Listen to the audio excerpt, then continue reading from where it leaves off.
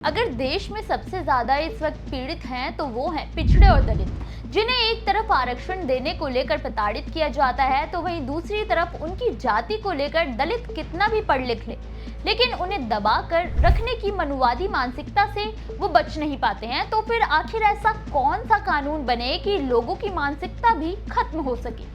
नमस्कार, मेरा नाम है मोहिनी और आप देख रहे हैं भीम सेना। पिछले 24 घंटे में दलितों के साथ होने वाली घटनाओं के बारे में जानेंगे जो इस वक्त सोशल मीडिया पर काफी सुर्खियों में है। दलितों से जुड़ा पहला मामला भीम आर्मी चीफ चंद्रशेखर आजाद को लेकर है, जिन्हें एक बार फिर से दलितों के लिए न्याय की आवाज उठाने के बदले अपमान और हाउस अरेस्ट झेलना पड़ा।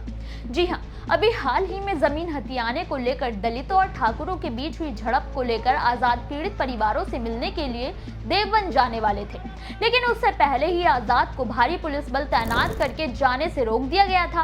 वहीं आजाद भी अब सरकार की इस दमनकारी नीतियों के खिलाफ हल्ला बोल चुके हैं। उन्होंने बिना डरे पीड़ितों के लिए न्याय की मांग करते हुए कहा कि असली दोषियों को सजा मिले और पीड़ितों के खिलाफ झूठे केस हटाए जाए।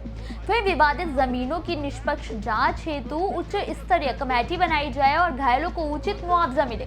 इसी के साथ दोषी पुलिसकर्मियों सहित देवबंद सीओ और एसएचओ को तुरंत निलंबित किया जाए। आजाद ने सरकार को खुली चुनौती दी है कि अगर 72 घंटों के भीतर इन मांगों पर अमल नहीं किया गया तो 14 मई को सहारनपुर की धरती पर एक ऐतिहासिक जन आंदोलन किया जाएगा। अब देखना यह होगा कि पुलिस की दादागिरी कब तक चलेगी और क्या आजाद देवबंद पहुंच पाएंगे। वहीं अगर उन्हें नहीं जाने दिया तो इसका क्या नतीजा होता है।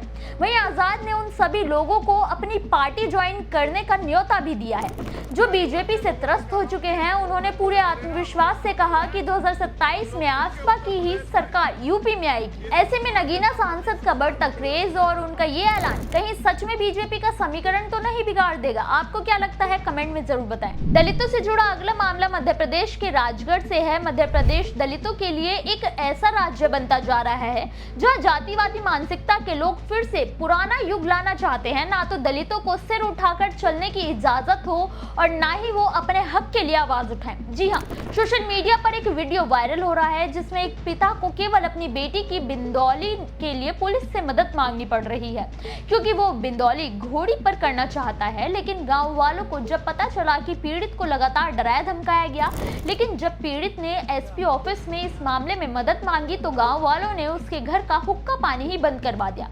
हैरानी की बात तो यह है कि संविधान लागू हुए 76 साल हो चुके हैं, लेकिन दलितों के लिए नीचे दबाए रखने की मानसिकता में कुछ खास बदलाव नहीं हुआ है। अब देखना यह होगा कि अगर पुलिस इस मामले में हस्तक्षेप करती है तो क्या दलित परिवार को सुकून से जीने देंगे गांव वाले। आखिर ये तुगलकी कानून कब तक जारी रहेगा।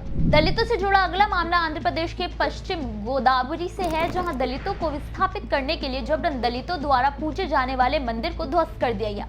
वहीं अब दलित परिवारों को अपने घर के छीने जाने का भी भय सताने लगा है। ये मामला पश्चिम गोदावरी जिले के अकीवेदु थाना क्षेत्र के अंतर्गत आने वाले पेड़ा गांव का है। मंदिर को जबरन तोड़ने और दलितों को विस्थापित किए जाने की साजिश को लेकर कुला विवाह व्यतिरेका पोराटा संगम केवीपीएस ने राष्ट्रीय मानवाधिकार आयोग को चिट्ठी लिखकर शिकायत की है। केवीपीएस ने बताया कि देर रात गौंथेनम्मा मंदिर को पहले ध्वस्त किया गया और फिर करीब 8 दशकों से रह रहे हैं दलित परिवारों को जमीनें खाली करने का दबाव बना दिया जा रहा है, जो कि मानव अधिकारों का उल्लंघन है। संगम ने मांग की है कि जल्द से जल्द आयोग इस मामले में हस्तक्षेप करे और दलित परिवारों की सुरक्षा को सुनिश्चित करे। हैरानी की बात तो यह है कि करीब 8 दशकों से जमीन पर रहने वाले लोगों के केवल दलित होने के कारण उन्हें विस्थापित किया जा रहा है, जबकि उनके लिए दूसरे आवास तक की व्यवस्था तक नहीं की गई है। दलितों से जुड़ा अगला मामला एक ऐसे आंकड़े को लेकर है जिसने बताया कि भले ही SC/ST एक्ट का नाम लेकर दलितों पर झूठे इल्जाम लगाए जाए, उन्हें इसका गलत इस्तेमाल करने वाला कहा जाए, लेकिन अनुसूचित जनजाति के खिलाफ हिंसा के बाद दोष सिद्धि की जो दर NCRB ने दी है उसने सारे दावों की सच्चाई सामने ला दी है। जी हाँ, NCRB ने अपनी रिपोर्ट में खुलासा किया कि भले ही SC/ST एक्ट के मामले दर्ज होते हैं, लेकिन अपराध सिद्धि की दर बेहद चिंताजनक है। NCRB ने अपनी रिपोर्ट में बताया कि भले ही बीते 3 सालों में दलितों के साथ अत्याचार के मामलों में कुछ कमी आई है, लेकिन उससे ज्यादा हैरान करने वाली बात यह है कि SC/ST अपराधों में आरोपियों की दोष सिद्धि में और ज्यादा कमी आई है, यानी कि दलितों के साथ अपराध हुआ। ये बात साबित साबित ही नहीं हो पाती या फिर वो SC/ST एक्ट के दायरे में ही नहीं आती है। रिपोर्ट बताती है कि ऐसे कई मामले हैं जिसमें चार्जशीट दायर तो की जाती है लेकिन दोष सिद्धि नहीं हो पाती है। आंकड़ों के अनुसार मध्य प्रदेश, बिहार और राजस्थान दोष सिद्धि कर सजा की दर 50% से भी कम है। वहीं यूपी में दोष सिद्धि दर 73.3% दर्ज की गई है, यानी कि या तो मामला अभी भी कोर्ट में लंबित पड़ा है या किन्हीं कारणों से दोष सिद्ध नहीं हुआ है। मगर इसका मतलब ये तो नहीं है कि अपराध नहीं हुआ है, या जब दोष सिद्ध ही नहीं होता तो अपराध दर में तो कमी आ ही जाएगी। NCRB की रिपोर्ट ने सरकार के दावे की मिट्टी पलीत कर दी है। अब देखना यह होगा कि इस मुद्दे को कैसे चुनाव में भुनाया जाता है और कैसे दलितों के मसीहा बनती है राज्य सरकार। दलितों से जुड़ा अगला मामला केरल से है, जहां दलित छात्रों द्वारा जातिगत भेदभाव झेलने के बाद पढ़ाई बीच में ही छोड़ देने के आंकड़े बेहद ही सनसनीखेज हैं।